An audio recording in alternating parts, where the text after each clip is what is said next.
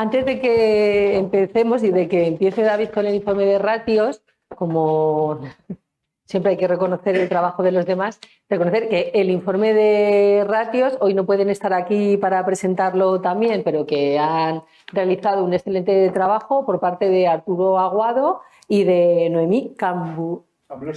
Sí que está. ¿Ah, sí has venido al final? ¿Y por qué no estás aquí?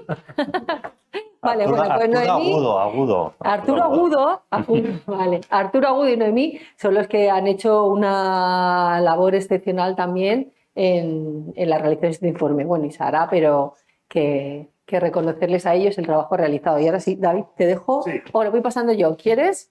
Vale, Pues venga, toma. lo hacemos Ok, ahora. venga. Sí, pero por los de están online. Se me oye, ¿verdad? Sí. Pues nada, tenemos 2 horas por delante para el informe de ratios ahora, ¿no? Somos lo que separa del café, o sea que no sé, Bueno, está la cosa. la verdad es que tenemos el informe, esto es la presentación, pues resumen, el informe es, la verdad es que es sesudo y por supuesto pues tendremos tiempo para profundizar. Vamos a hacer una lectura rápida porque tenemos ya a la gente esperando y vamos un poco regular de tiempo. Bueno, lo vamos a hacer a limón entre los tres, ¿no? Sara, Silvia, etcétera. Resultados generales, lo tenemos dividido en primero sector financiero, o sea, bancario asegurador y luego el sector financiero conjuntamente y más tarde tenemos una serie de conclusiones. Vamos a lo más importante. Esto es la evolución de los socios que responden a la encuesta.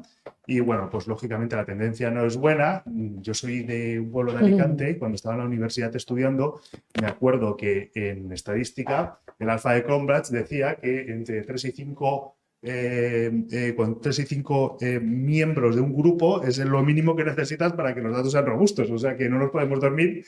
No, y para creemos nada. que son súper robustos los datos que vamos a tener a nivel estadístico porque superamos lógicamente ese número, pero es la primera conclusión que tenemos que volver a enamorar, nos tenemos que enamorar para contestar y que de ellos se desprendan unos datos más robustos. En cuanto, bueno, el total en el sector bancario de la plantilla estimada son 154.000 euros, los socios que componen el REF son 106.000 euros, por lo tanto la masa y la muestra es interesante, ¿vale? ¿Qué empezamos a ver ya con los datos en cuanto a inversión sobre masa salarial? Pues aquí empiezan ya las buenas noticias. Nos empezamos, lógicamente, este 2024, como podéis ver, ha mejorado la tendencia del 2023, según los datos. Por lo tanto, entre bien y mal, bien. Hemos invertido más que el año pasado en términos de inversión por empleado. Por lo tanto, la tendencia parece que empieza a ser positiva y ya acercándonos a los momentos justo después de la pandemia, 21 y 22, donde pues, teníamos un ratio un poco psicológico del 1%, que yo creo que es a lo que tendríamos que aspirar. Por lo tanto, buenas noticias. Si profundizamos sobre estos datos en términos de inversión media por empleado, euros, pues hemos crecido un 4%, lógicamente, atendiendo al anterior ratio, y estamos en 448 euros en banca por empleado. La verdad es que esta lectura es positiva. Si haces deep dive en los datos, pues te das cuenta que la dispersión es grande, ¿no? Lógicamente, bueno, pues las entidades tienen diferentes naturalezas y volúmenes y, por lo tanto, capacidad de inversión. Cuando profundizas, pues bueno, ves que el ratio de dispersión es alto, pero el mínimo sigue siendo una cifra, por lo menos, saludable para poder hacer muchas cosas en términos de desarrollo de información. Ok, seguimos. Inversión directa frente a inversión indirecta. ¿Qué nos dice este último año? Que la inversión indirecta ha bajado y la lectura que podemos hacer es que, como se verá después, sobre todo la inversión indirecta la genera más la formación presencial, viajes, aulas, etcétera. Por lo tanto, al bajar significa que la apuesta por la formación en remoto cada vez es más robusta y, bueno, no son datos súper significativos, pero si hacemos ese análisis, luego aparece pues más tarde veremos cómo efectivamente va tomando cada vez más terreno la formación en remoto frente a la presencial, aunque en inversión más o menos está en la par por lo costoso que es la inversión presencial. Sin embargo, en horas, en alcance de público, etcétera, la inversión en remoto es la que pues, se alcanza a más universo. Sin embargo, pues es más asequible en costes y aquí se ve reflejado en ese 12% frente al 14% del año pasado. Por lo tanto, apuestan por la inversión en remoto y yo creo que esto es una buena cosa, efectivamente. Bueno, pues Fundae. Esto sí que nos ha sorprendido un poco con la perspectiva que tenemos. La gente que trabajamos tenemos la posibilidad de ver otros sectores, no solo el bancario y el asegurador, que es la bajada continua de la bonificación del crédito, ¿no? del Fundae. Yo creo que esto es una herramienta que tenemos en España y en otros países de Europa o Latinoamérica, pero en España está muy arraigada y es una ventaja competitiva que tenemos y hay que sacarle chispas. Es verdad que la formación en remoto tiene más dificultad a la hora de poder acreditar esa bonificación, pero sinceramente creemos, o lo que estamos viendo en otros sectores, que esto es optimizable, ¿vale? Disculpa, ¿esos euros que son por empleado? Sí, son por empleado. Entonces, bueno, simplemente que hay otros sectores como aspiracional que consiguen una mayor bonificación y por lo tanto debería ser un reto poder aprovechar para revertirlo en favor de nuestras empresas y nuestros empleados. Siempre las entidades que consiguen hacerlo de forma profesional o externalizarlo a través de la tecnología y una planificación adecuada que nos permita montar los programas con anticipación, consiguen un mayor crédito, una mayor bonificación del crédito. De todas maneras, luego tenemos una mesa que precisamente va a tocar el tema de Fundae, ¿no? Y donde se puede analizar eso, es decir, por qué está decayendo, cuáles pueden ser los factores, cuáles pueden ser las posibles soluciones. Luego la mesa profundizará también ahí. Luego profundizamos.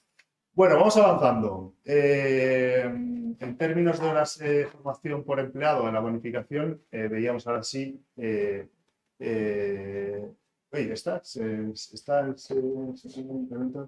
Sí, se han incrementado. Se nos ha colado porque yo esperaba esta, que ya es mi última presentación para ir un poquito así ligeros, luego lo podéis consultar, donde un poco aquí en términos de metodología y modalidad online y presencial, por los colores vais distinguiendo los porcentajes, esta slide corrobora un poco la tendencia que estábamos viendo antes, ¿no? En cuanto a inversión, en términos de online y presencial empiezan a estar a la par, todavía sigue la presencial teniendo un poco más de peso, pero sin embargo vemos que en términos de horas el alcance que tiene la inversión online o en remoto pues alcanza, tenemos capacidad de llegar a más, lógicamente, a más de nuestros compañeros empleados de nuestras empresas y por lo tanto más asistentes.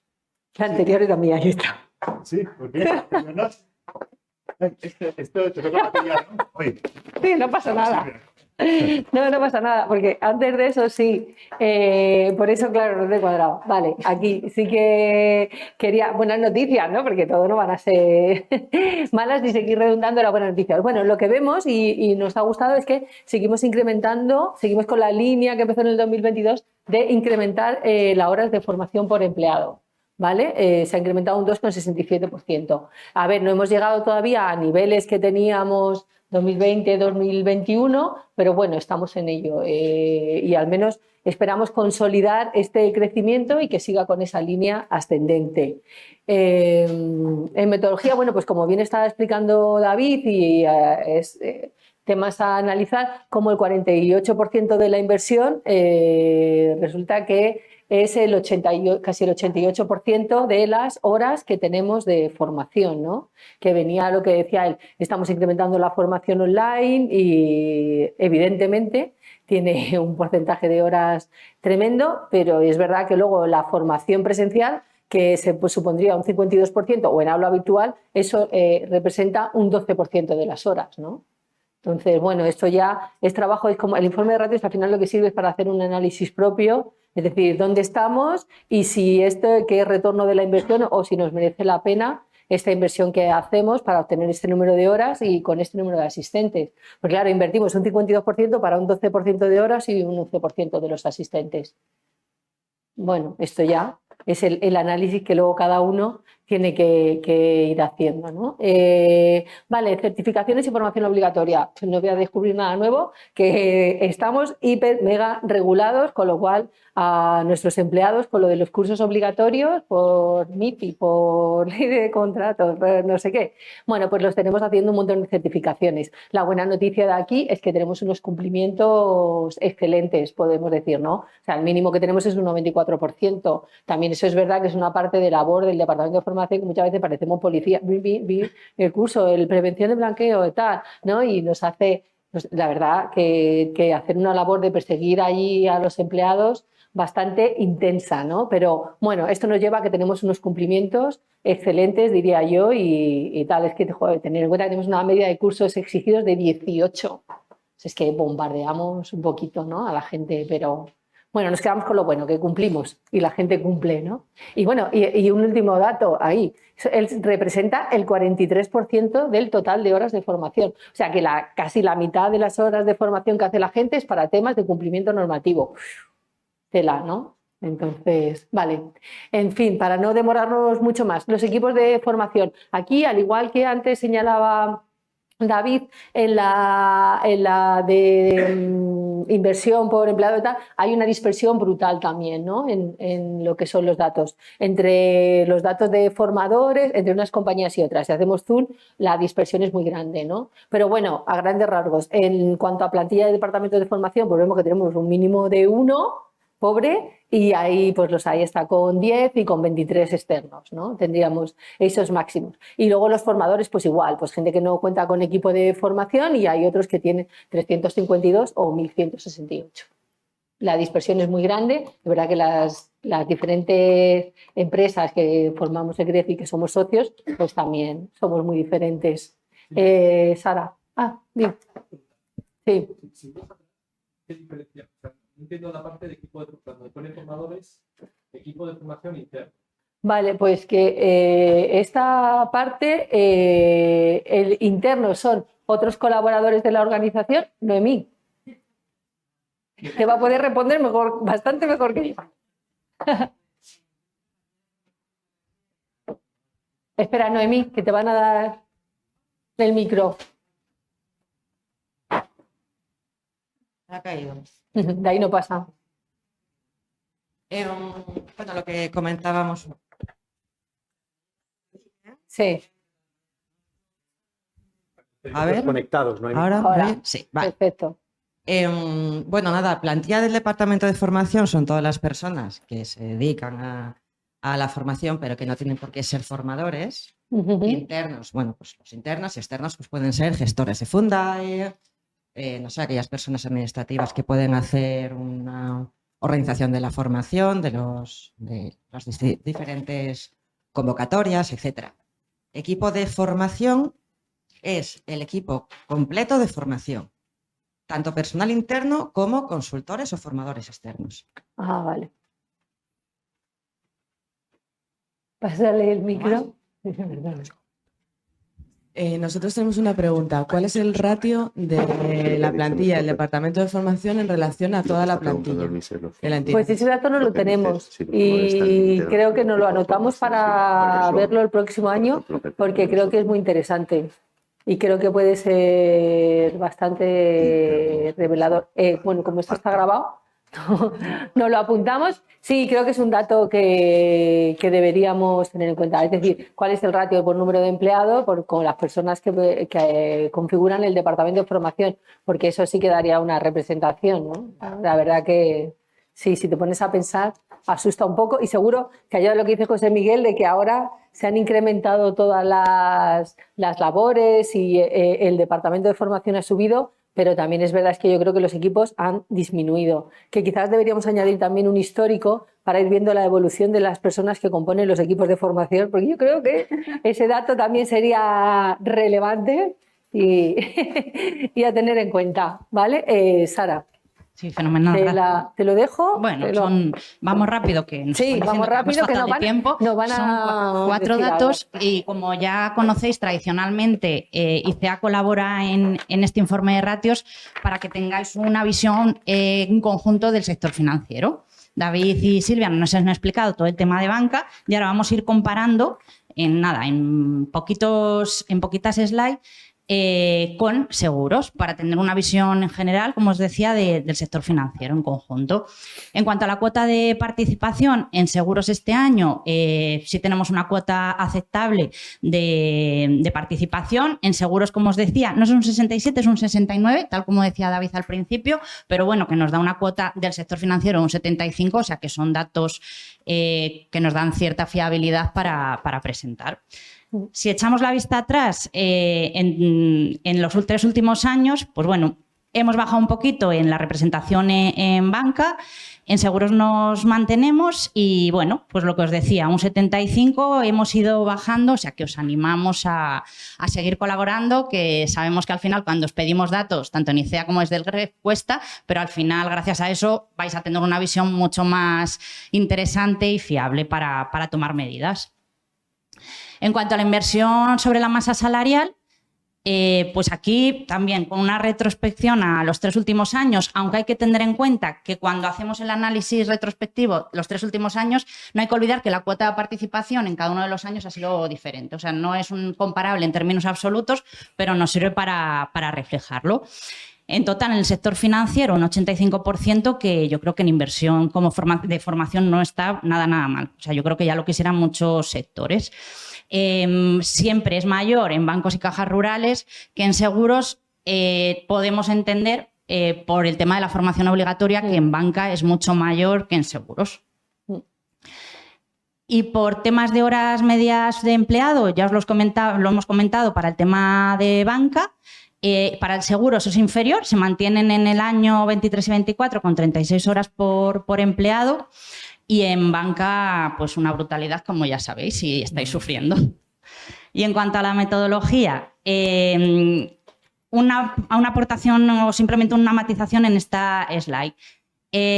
Gana por goleada, como venimos diciendo, la formación y learning, en principio por la dispersión geográfica que tenéis toda la formación obligatoria para la parte de distribución, comerciales y demás, pero en entidades aseguradoras veréis que falta un porcentaje, un 4%, es porque cuando mandamos la encuesta que nos rellenáis, diferenciamos en seguros con la parte webinar, que en bancas y cajas rurales entiendo que lo estáis añadiendo a la parte presencial. Sí. Es esa diferencia. O sea que, pero aún así, en entidades aseguradoras la metodología presencial va creciendo. El año pasado, si os acordáis, ya pasaba. Y poco más. Yo creo que ahora tenemos... Sí, bueno, aquí solo añadir y muy rápido, porque vamos muy tarde. No, sí. Quédala si quieres. Los diferentes programas que tenemos. Bueno, pues diversidad y sostenibilidad.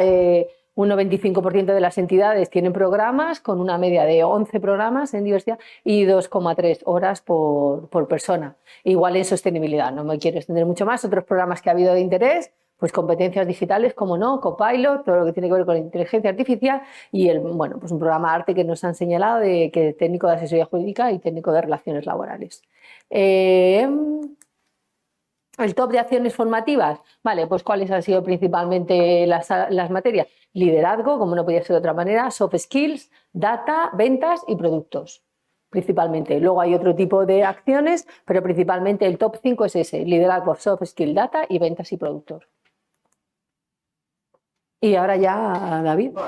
Entre los dos, nada, simplemente Venga, los retos, no. Pues por supuesto los que todos conocemos. Es verdad que en la parte banca aseguradora uno de los retos que nos pone aquí como temáticas es seguir manteniendo, poder sobrevivir con la formación normativa y el share of wallet que te queda de cabeza, poder seguir enamorando a nuestros compañeros y colegas para que se sigan formando, pero lógicamente la inteligencia artificial no es como ¿cómo se llamaba esto que salió? Bueno, la inteligencia artificial hoy es un medio y hay que seguir trabajando. La personalización del aprendizaje que tiene que ver con la data, para mí y para nosotros es muy importante y cada vez se nos pide o se pide más ser más precisos en trabajar el rendimiento de la gente en función de su performance y no programas más generalistas que te toquen o que te medio toquen, y es el dato el que te permite personalizar el aprendizaje, la especialización, por supuesto, la infoxicación, es decir, hay que también detrás de esto pues está el pensamiento crítico, etcétera, y tratar de que nuestros colegas sean más precisos y más duchos a la hora de priorizar y saber seleccionar la información que te genera conocimiento y planes de acción. Y algo que está muy encima de la mesa y está creciendo no solo en este sector banca asegurador, sino en el resto, es el absentismo. En momentos de empleo alto, el absentismo crece, y es verdad que nos cuesta mucho dinero el absentismo y es algo que está encima de la mesa, y detrás del absentismo hay miles de cosas, modelos de trabajo, políticas de recursos humanos, pero para mí lo más importante es estilos de liderazgo, y está relacionado con lo que veíamos: absentismo, estilo de liderazgo, políticas de recursos humanos. Por supuesto, modelo de valores, hiperregulación bancaria, etc. No tenemos mucho más tiempo, esto da para estar toda la mañana debatiendo, y ya simplemente como finalización, esto es un resumen de lo que acabamos de ver. Siempre dejamos esta slide o ponemos esta slide para que os podáis comparar en el 1 a 1 acerca de cómo estáis vosotros, y ya lo podéis hacer. Y por último, en temas tenemos que confesar, y ya con esto acabamos, que, bueno, pues como esta es la agenda sin tiempo que has dicho, José Miguel, pues eso nos pasa a todos, ¿no? Entonces hemos tirado de Copilot y dijimos, oye, vamos a tirar a Copilot qué dice Copilot sobre nuestros datos, ¿no?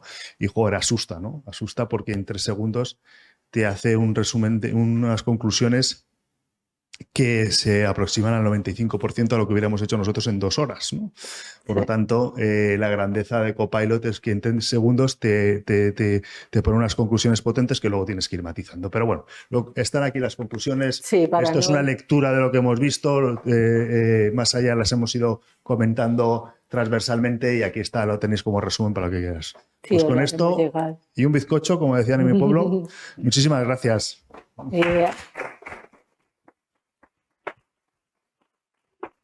Un momento, antes de irnos al café, lo que os vamos a pedir muy rápidamente es que nos hagamos una foto de lo que somos los miembros, los socios, miembros de la asamblea. ¿Dónde nos ponemos, Ana? ¿Aquí? Vale, pues aquí pegados a esta pared, ¿no?